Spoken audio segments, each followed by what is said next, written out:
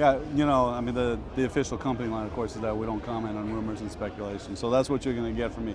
I will say that, and what I've been saying all day is that, look, we're really happy with the success that we've had in the accessories area. That's turned out to be quite a great business for us, both financially and commercially, but also from a critical standpoint. I think we've produced really great hardware in that space. So you can bet that there's a lot of R&D efforts going on across our entire program, not just in software and content, but also in the hardware space. So we're always looking for what our next innovation is going to be. That I'm not talking about what the underlying technology and thrust of that innovation might look like. Probably for us, you know, it's going to be, we're going to think a lot about how do we extend our advantage in the online space and how do we mirror those things together. You know, we introduced those new Scenic controllers last year, the big button pads, and so I think you're going to continue to see new efforts in the hardware space as well as in software and services. I think it's fair to say that Microsoft has looked at a whole bunch of different technologies, whether it's in that particular area or others. So yeah, I mean, we're obviously, you know, it's important to understand the competition and what they're doing.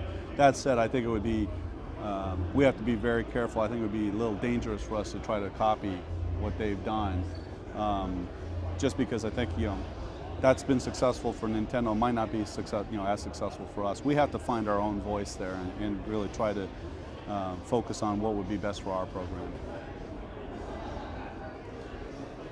You know, for us, we're completely focused on the online delivery of digital content, whether that's gaming content or video content. We made that, you know, we made that commitment and investment in the video marketplace a long time ago. We're expanding geographically now, adding more content every day to what's available there, and we just believe in that model. And I think for us, from a competitive standpoint, I think today we can say, hey, it really hasn't flipped a bit yet, and I'm not sure it's going to. In the meantime, we're going to keep plowing away at what we're doing in the online space with video marketplace. That's our play, and it sort of goes back to my answer to the other question, which is each of us has our different approaches, which has strengths and weaknesses. Sony's obviously betting on PS3. We're betting on live. I mean, live is our competitive differentiation, and live is much more than, you know, multiplayer matchmaking. So, you know, with the success that we've had with marketplace, video content, and gaming content, that's where we're going to keep pushing.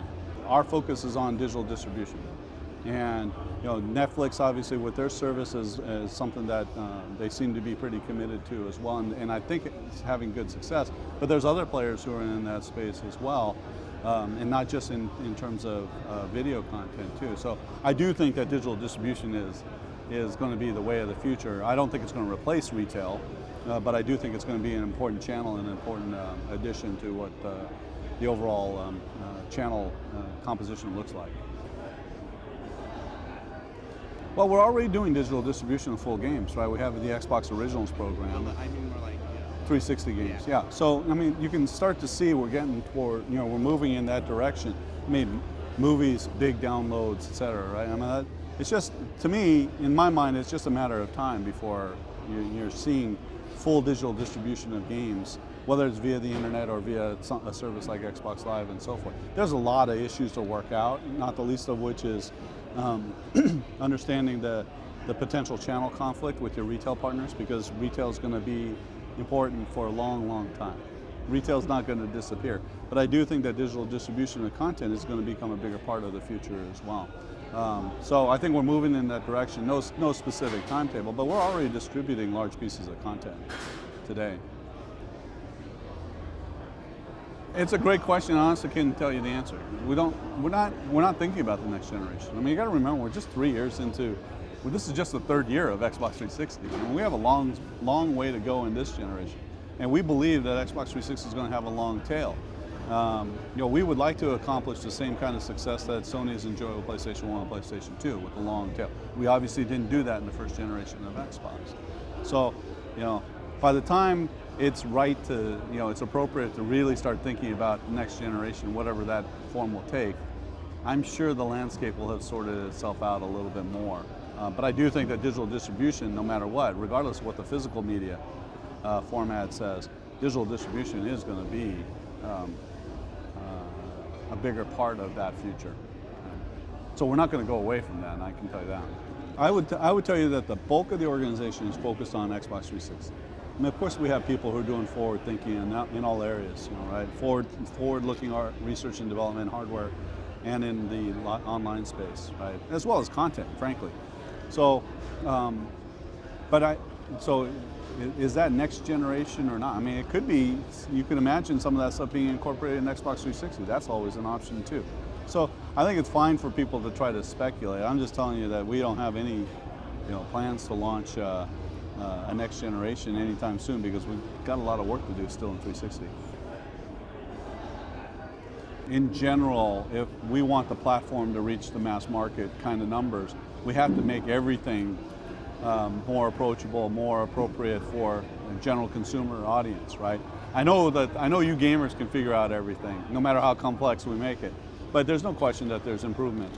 And that same thing is true in terms of usability for whether you're talking about the hardware or the live service or a title like Viva Pinata, for example, which a lot of the focus that the Rare guys have put into this version of the title is to really make it very easy to get into because there's so much depth to that game, but we have to make it easier for people to get into.